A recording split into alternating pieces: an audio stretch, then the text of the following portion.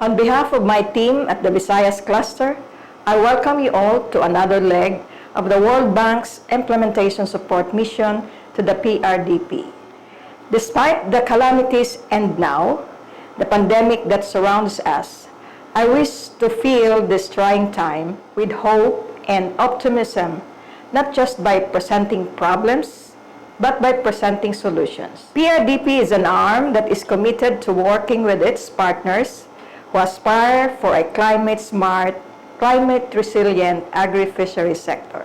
In this five-part report, we will be discussing in totality the COVID-19 and PRDP in the Visayas Cluster, the shifting demand of commodities as disrupted by COVID. I hope that with this report, we could engage ourselves in more development work that will produce new and revised frameworks and processes adapted to the needs of the times, and for the farmers and fisherfolks that we serve as we are transitioning to a new normal towards recovery.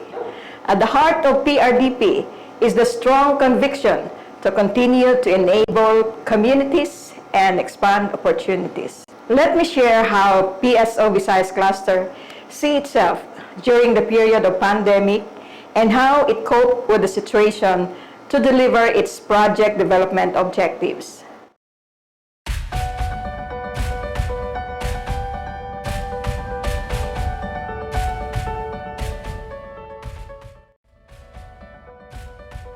Visayas has three regions, with dispersed island provinces apparent in central Visayas, the landmass of Panay Island and Negros Island with Guimaras separated in western Visayas, and the landmass of Samar and Leyte with Biliran separated in eastern Visayas. Aside from the land area utilized for the agricultural commodities, the coastlines of the provinces are also utilized for its fishery resources. Agriculture is one of the economic drivers of Region 6.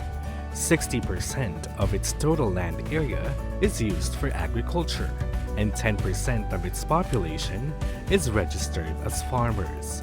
The region has 14 major commodities under crops, fisheries, livestock, and poultry. In Central Visayas, 44% of its land area is attributed to agricultural use, with 12% of the population registered as farmers. It serves as the center of economic activities, with the second largest urban economic center and regional business hub in Cebu. In contrast, Bohol's economy relies on agritourism, while prioritizing being the rice granary of the region. Negros Oriental is still largely agricultural, prioritizing livestock, coconut, sugar, and rice. Eastern Visayas has 6 provinces in 3 big islands: Leyte, Southern Leyte, Biliran, Samar, Eastern Samar, and Northern Samar. Each province prides of twin development potentials, mainly agriculture and tourism. For its white sand beaches, caves, stone formations, and old churches and artifacts. Agricultural area covers 46% out of the region's land area of around 2 million hectares. 10% of its 4.4 million population are registered as farmers. These are the major commodities of the region under crops, fisheries, livestock, and poultry. Taking a macro view of agriculture and fisheries in the Visayas shows Region 6, with the highest GRDP contribution at 17.2% or 64.3 billion pesos in 2018. This was reflective of 60% of the land area attributed to agricultural use, with an average farm size of 1.12 hectares.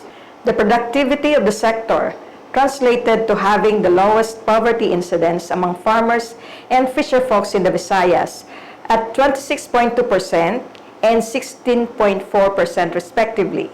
The region, however, faces issues on its agricultural labor force. It displayed an aging farming population with 44.11% of farmers over 50 years old, the highest in the Visayas.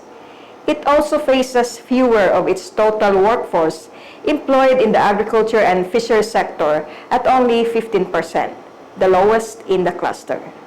In Region 7, GRDP contribution of agriculture and fisheries in 2018 was 5.19% or 30.8 billion pesos. As Region 7 is an urban and business hub, the main driver of the economy are the industry and services sector with GRDP contribution at 39% and 56% respectively. With only 44% of its land area attributed to agricultural use, average farm size is lowest in the Visayas at 0.7 hectare. Lower farm output from this farm size translated to lower incomes, with poverty incidence at 34.7% and 18.7% for farmers and fisherfolks respectively. On the brighter side, the region shows a younger workforce in the sector, with only 18.7% of farmers aged over 50 years old, the lowest in the Visayas. Opportunities for agriculture in the region is a farming system that could maximize farm output with its smaller farm size, linked with the market demands of the commercial or business community.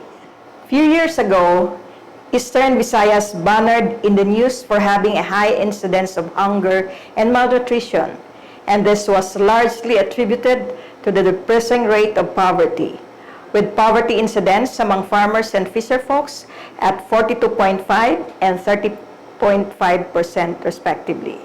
The region is also exposed and vulnerable to typhoons. In 2020 alone, 3 typhoons, Ambo, Quinta, and Roli, caused damages to the agriculture and fisheries sector worth around 200 million pesos. While still recovering from the effects of Tisoy and Ursula from last year. The vulnerability of the region to typhoons affecting farm productivity, with 31% of its workforce engaged in the agri-fishery sector. This contributed to the low farm output and high poverty incidence in the region. This is reflected by the GRDP contribution in 2018 at 25.9 billion pesos, the lowest in the Visayas. In summary, this slide shows the macro view of the socio-economic profile of the agri-fishery sector in the Visayas cluster. Each region has its own characteristics that follows a unique approach in tackling the issues of the sector.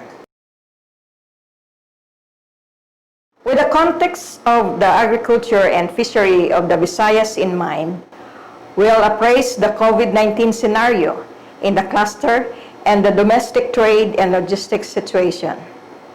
COVID-19 is an infectious disease caused by a new strain of coronavirus that spread all over the world. The pandemic affected the whole of the Philippine society as its effect caused governments to issue policy responses to stop the spread of the virus. The next slides will show how the policy response in terms of quarantine measures changed according to the magnitude of active cases in the area. In the Visayas, Region 7 was the first to experience the onslaught of COVID active cases. Starting April, active cases in Cebu City kept increasing and peaked in June, reported at 1,727. Since then, fresh daily active cases gradually decreased, with active cases concentrated in Cebu Province. Between March to July, Urban Center, Cebu City imposed the strictest quarantine measure, that is, enhanced community quarantine, due to the rising cases reported. Since July, quarantine measures loosened to GCQ and MGCQ, following the decrease in the active cases in the region. After Region 7, Region 8 active cases peaked in August with 706 reported in Samar. However, based on the graph, the region is on danger of having another wave of active cases from October onwards, with active cases in Samar still increasing. After Region 8, active cases in Region 6 peaked in September, concentrated at the urban centers. Bacolod City had the highest active cases, reported at 1,446 during September. By October, Iloilo City posted the highest number of active cases reported at 853. In response to the magnitude of active cases in the area, quarantine measures were imposed. At the onset last March to April, enhanced community quarantine was declared in the urban centers of the region. Starting May up to the present, quarantine measures oscillated between GCQ and MGCQ, depending on the level of active cases in the areas. Let us take a look at the domestic trade and logistics situation in the Visayas during the pandemic. Given the archipelagic structure of Visayas, there are about 93 government-run ports and 70 private ports listed in the Philippine Ports Authority database, with Eastern Visayas having the most number of ports at 45% of the total Visayas port statistics. Operations of these ports continue despite the lockdown, although higher quarantine classification was declared in the Visayas regions. Port operations continued with limitation. This limitation was an offshoot of the added health and sanitation precautions and reduced personnel manning the port operations. According to Maritime Industry Authority, passenger ships were more affected than the cargo ships. 90% of the regular cargo ships are still in operation. Looking at the graph, the number of ships on a normal operation, this refers to cargo ships that completed its operation in accordance with their Certificate of Public Convenience, drastically increases from June to July. Region 7 and 6 doubled its cargo ships operation during this time because of the more relaxed quarantine classification. However, comes August, the number of normal cargo ship operation declined. Lower trips frequency were also observed. The turnaround of cargo ships was longer due to the practice of requiring container vans to be filled before they are shipped. Also, discharging of cargoes was slower because of curfew and strict implementation of truck bans by the LGUs. There are several reported ship cancellations and not completed voyage starting March up to the second quarter of the year. This graph makes use of the available PSA data on domestic trade, which only covers the second quarter of 2020. Domestic trade is slowing down across the regional cluster. In Region 6, the quantity of domestic trade in the second quarter of 2020 is 47% of the reported domestic trade for the same period in 2019. In terms of value, the trade quantity translated to 19 billion. This is 10 billion less of what is recorded in 2019. While in Region 7, domestic trade hit rock bottom in the second quarter of 2020, from 1.8 million metric tons in 2019 to 69,000 metric tons in 2020. As to domestic trade value, from 42.5 billion in 2019, it dropped to 5.3 billion in the same quarter in 2020. Meanwhile, Region 8 posted 28% of the domestic trade of the same quarter in 2019. The 2020 domestic trade value is at 7.8 billion, which is 25% of the 30.7 billion posted in 2019. Looking at the whole of Visayas, the domestic traded quantity in the second quarter of 2020 dropped to 17% that of 2019. For the traded value, 102 billion in 2019 fell to 32 billion in 2020, which is 31% of the previous year. To buffer the effect of COVID-19 disruptions to the food supply chain, the Department of Agriculture issued a memorandum circular ensuring the seamless and smooth transport of food, cargoes, and agri-fishery inputs essential to food production and processing. On the other hand, Marina issued a memorandum circular in July 2020 that enjoined all domestic shipping lines to allocate at least 12% of a vessel's cargo capacity to agricultural and food products, and to extend a discount of 40% of their published shipping rates for all agricultural and food product cargoes. As to air transport, Visayas has 12 major airports. All airport operations were suspended during the enhanced community quarantine, except when they had to cater to cargoes and transporting essential goods and health workers responding to the emergency. The number of flights, the volume of passengers and cargoes were significantly affected by the imposed restrictions. This was translated in second quarter of 2020 PSA data, wherein no domestic trade was recorded. Civil Aviation Authority of the Philippines clarified that from mid-March to June, the cargoes are mostly limited to medical equipment and supplies. In this section, we will present the effect of COVID to the agriculture and fishery sector in terms of the industry players of select commodities and the PRDP implementation. Looking at the Visayas, the highest number of affected players belong to the native chicken value chain, followed by coconut, goat, and swine. These commodities are the major commodities in the Visayas, and which the PRDP has funded sub-projects. Let's take a look at each region's situation in their commodity value chains.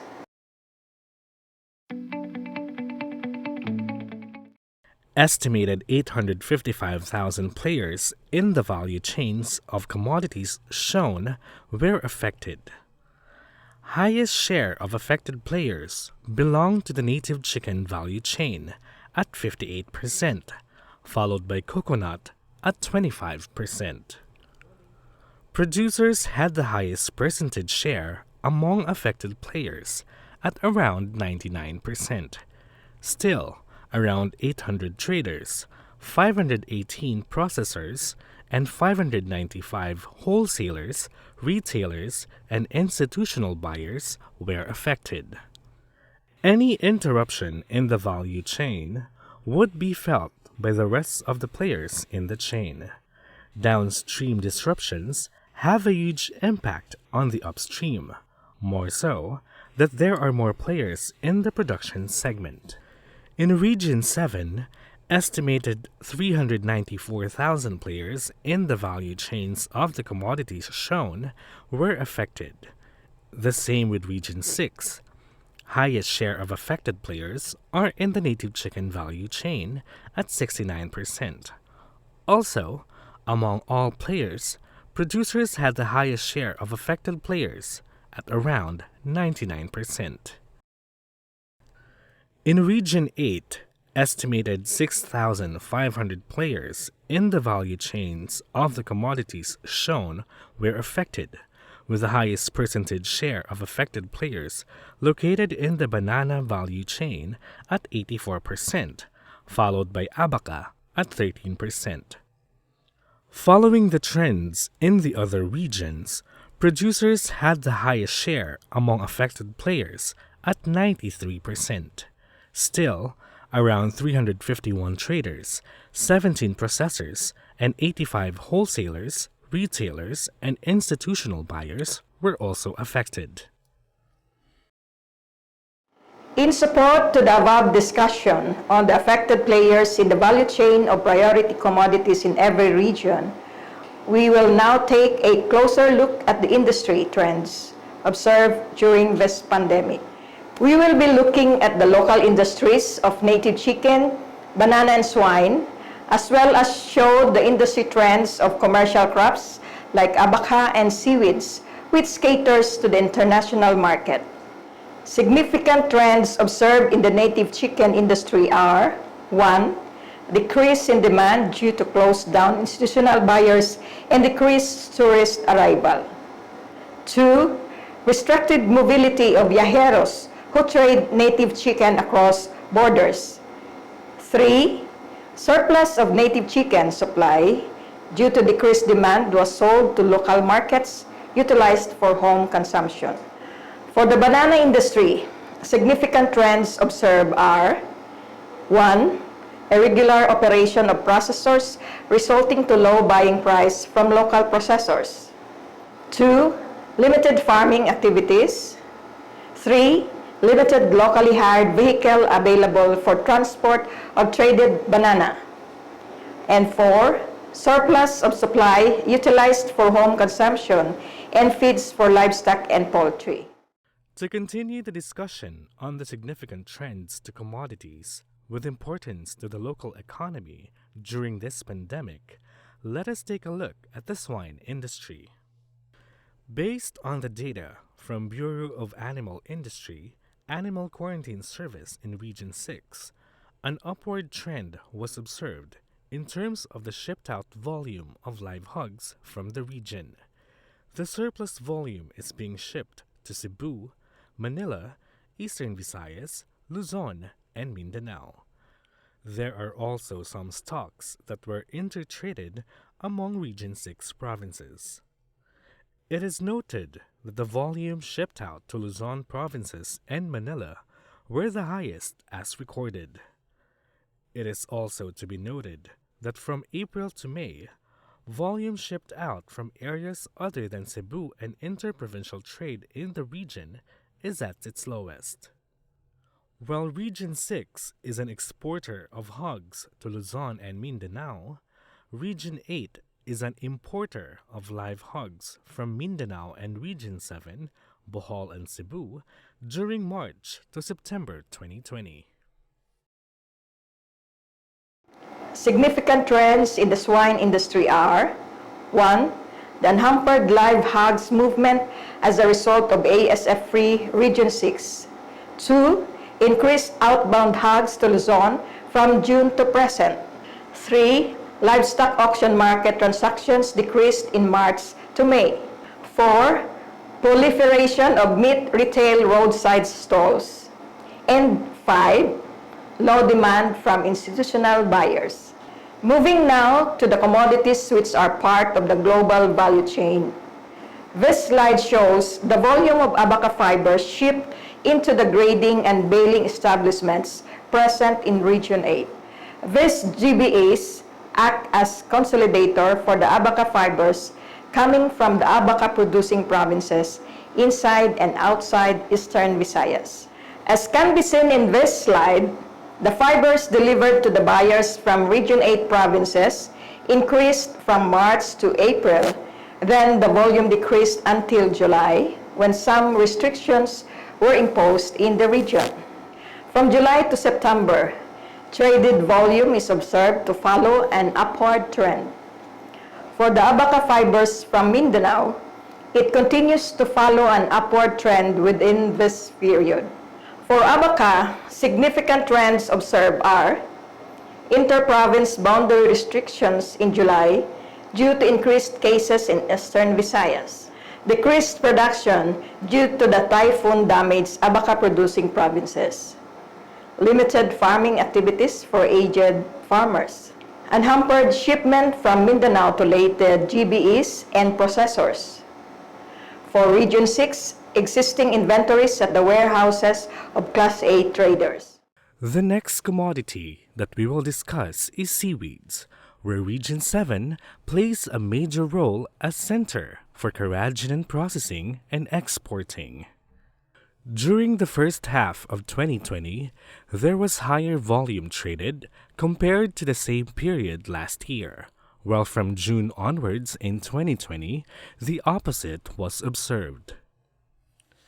In general, volume traded in 2019 and 2020 was fluctuating, but what is most notable in 2020 is that the volume shipped in August dropped to half of the volume in July. Significant industry trends observed for the seaweeds industry in the Visayas are: demand for carrageenan has decreased and herb prices have fallen in the international market. Closure of 2 carrageenan processors in Cebu. Limited farm activities for aged farmers. Seaweeds were stocked until prices have stabilized, and decreased production for typhoon-damaged seaweed-producing provinces. After studying the effects of COVID to the agri-fisheries sector in Visayas, let us now take a closer look at its effect on the implementation of PRDP sub-projects with the 2 main driving components, IREAP and iBuild, along with the GAF unit. IREAP enterprises support priority commodities of the regions. At present, there are 27 commodities supported under PRDP, and among these commodities, swine and native chicken have the most number of sub-projects under IREAP. Sub-projects under IREAP are mostly micro-enterprises. These amount to around a total of 426 million pesos, benefiting 290 proponent groups and 20,023 individual beneficiaries. From these approved sub-projects, let us look at the financial performance of IREAP as of October 2020. The component's total disbursement rate is 80%, or a cumulative value of around 272 million pesos. Region 6 has a disbursement rate of 76%, Region 7 with 69%, and Region 8 with 97%. Now, let us take a look at the different levels of sub-project implementation as affected by COVID. Let us start with sub-projects with completed procurement status. At this stage, these sub-projects are already operational and earning as a result of the provided interventions of PRDP. Of 119 approved sub-projects, 66 are completed. During the pandemic, 50 SPs out of the 66 SPs had their operations affected in either their production or marketing activities. These enterprises are either into processing or crops trading.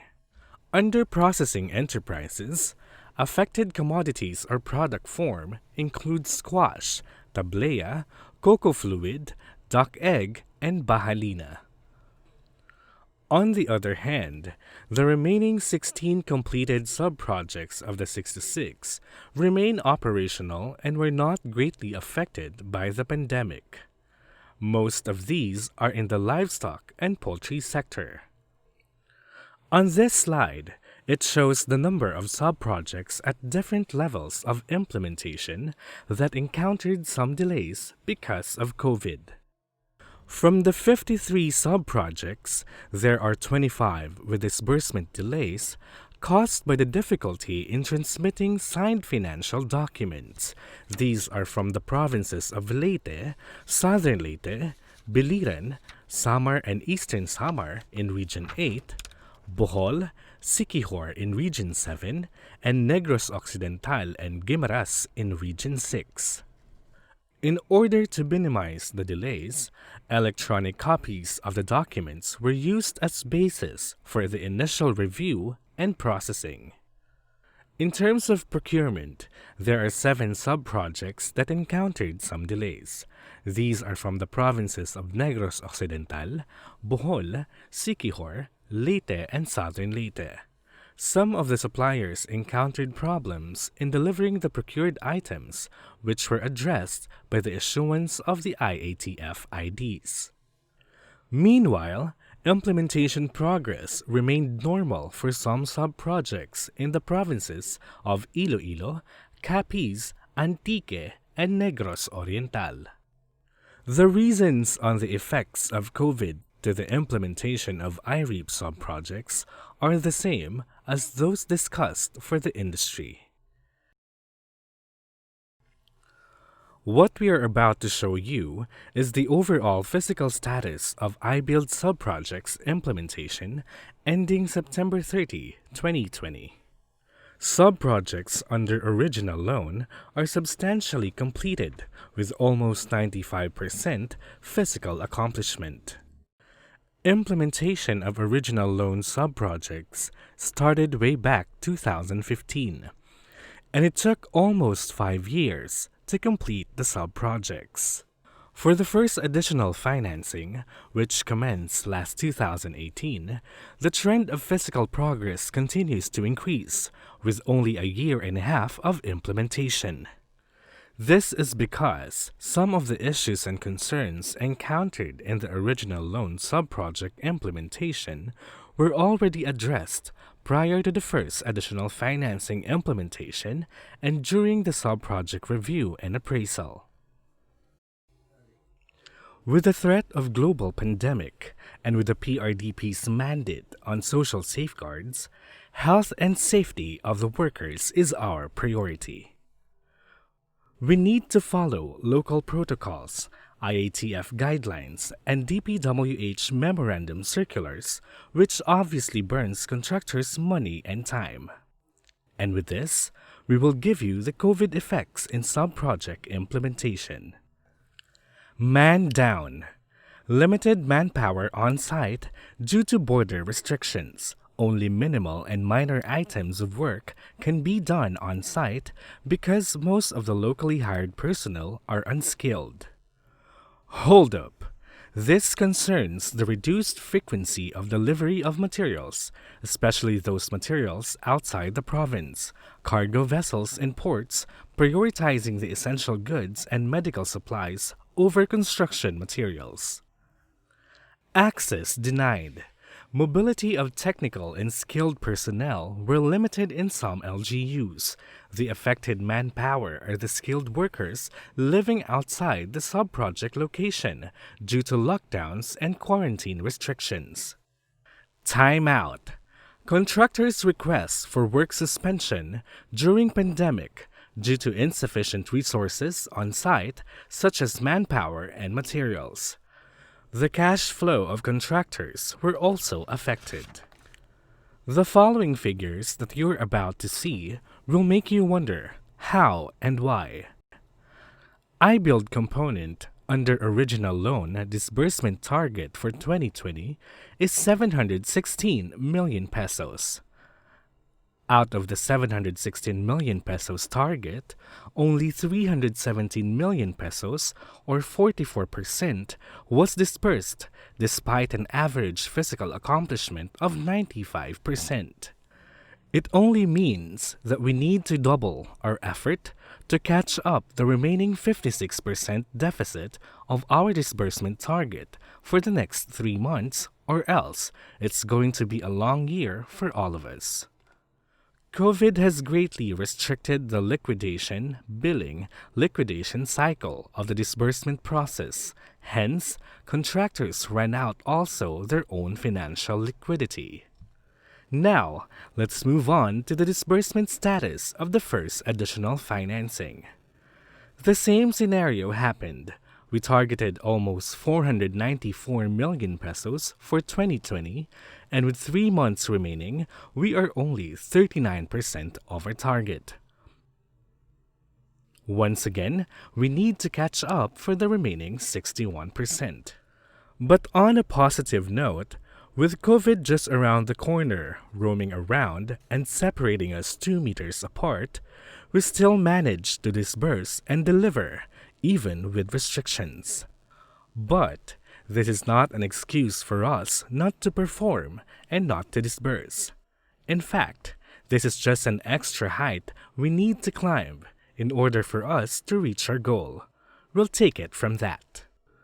So in order for us to catch up with our target, we need to identify those factors pulling us back during this pandemic. We need to find solutions to those problems for us to have a run on our targets. So let's break them one by one. Dislocated joint. Difficulty in conveying the Joint Inspectorate Team, LGU, RPCO, and PSO in conducting JIT inspection for billing due to border closure, different working arrangements, and travel restrictions, causing delay in conducting JIT. No work, no pay.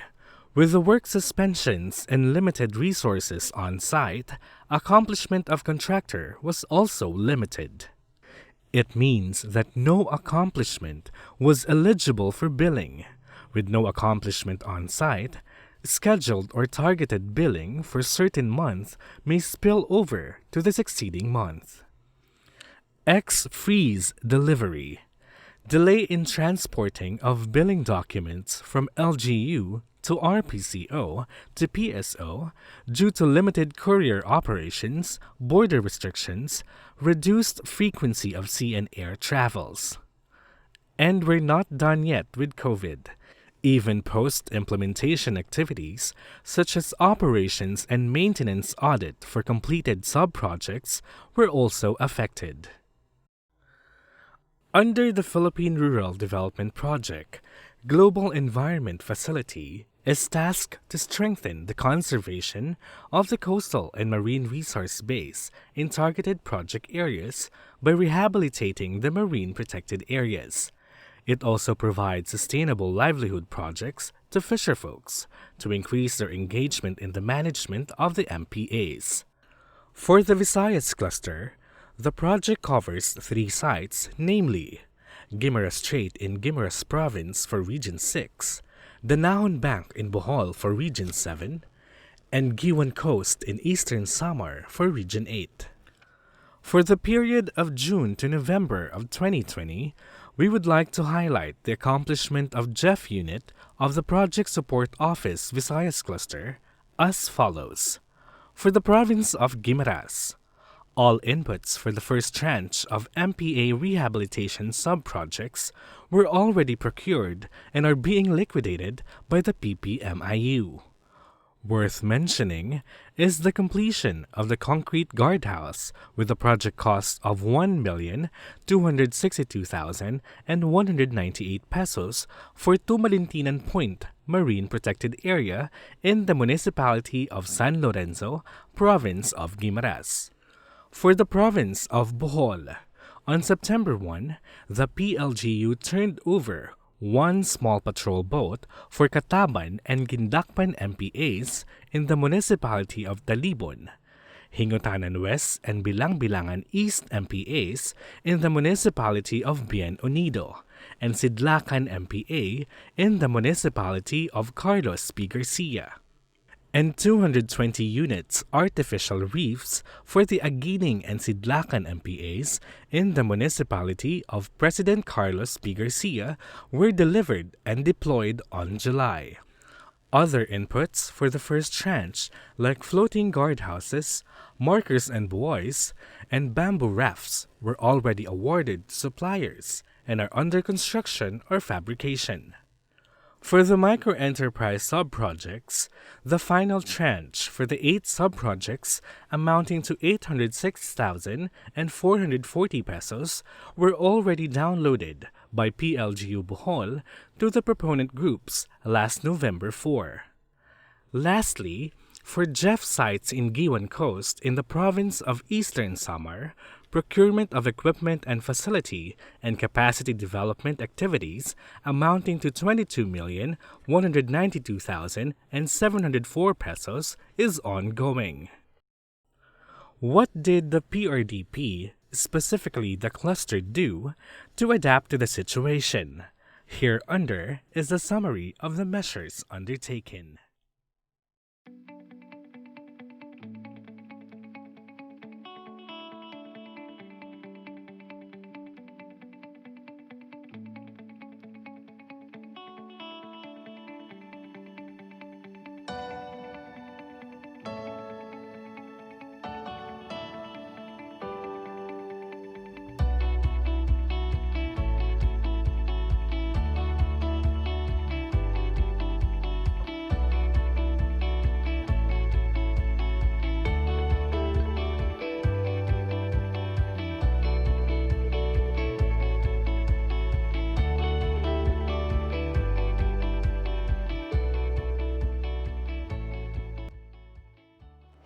This global pandemic does not only close borders, ports, and airports, but on the positive side, it also opens new innovations and opportunities. With the use of technology and internet, step by step, we are getting used to what they call the new normal. Specifically, PSO Visayas cluster opened virtual port. Due to limitations in sea and air travels, PSO opens the virtual port by allowing the RPCO and LGUs to submit electronic copy of billing documents and monthly progress reports for processing, while hard copy documents in transit. This is to offset the delay in courier services and cuts up disbursement. Virtual project staff, use of JO video, virtual JIT, and virtual supervision. Those staff under work-from-home arrangement became virtual project staff in attending meetings, receiving instructions, and delivery of outputs. Virtual meetings through online platforms available. All components and units can now conduct meetings as often as possible to discuss issues in the implementation and status of project. Virtual trainings. To continue the implementation of activities, the different components shifted to the virtual platforms for trainings. Meetings and trainings can be conducted anytime, anywhere, safely.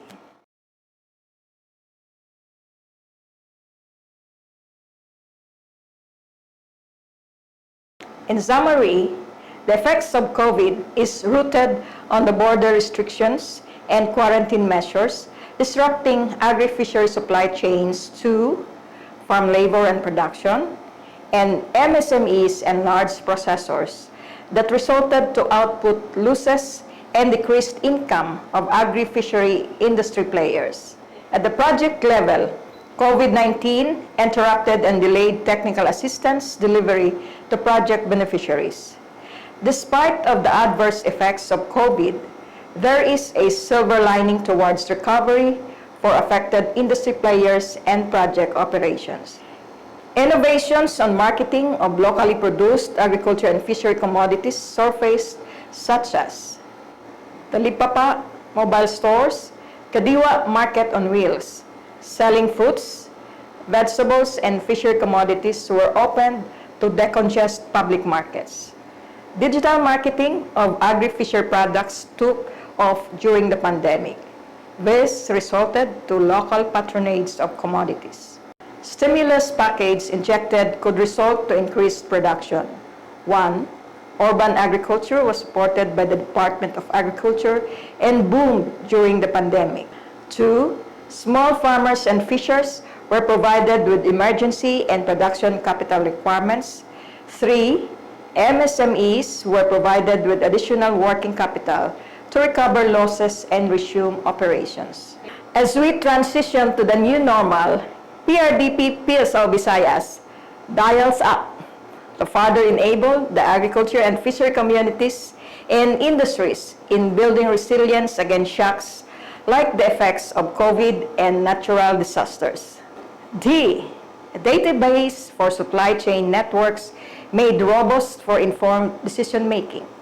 I. Inventory and storage capacities enhanced and aligned to technical requirements of the market. A. Agility of enterprise enhanced by building strong financial liquidity incorporated in business continuity and sustainability plans. L. Logistics infrastructure based on and guided by the needed of agri-fishery supply chain networks. S. Shelf life of commodities extended through appropriate processing and packaging technologies. S. Socioeconomic safety nets for project beneficiaries like insurance and stimulus packages until they are capable of standing on their own. On the part of the policy, trade channels should be kept open so that markets can play an instrumental role in economic recovery, observing health protocols as a new normal way of doing business. Defining policies in health and in economic terms in the face of COVID-19 is complicated, diverse, complex, electric exercise, and is a continuing challenge for the industry players, service providers, and policymakers in the agri-fishery sector. In the quest to follow health protocol, accomplish tasks at hand, and develop solutions to hard-hit agri-fishery sector, we are driven to make use of what is handed to us.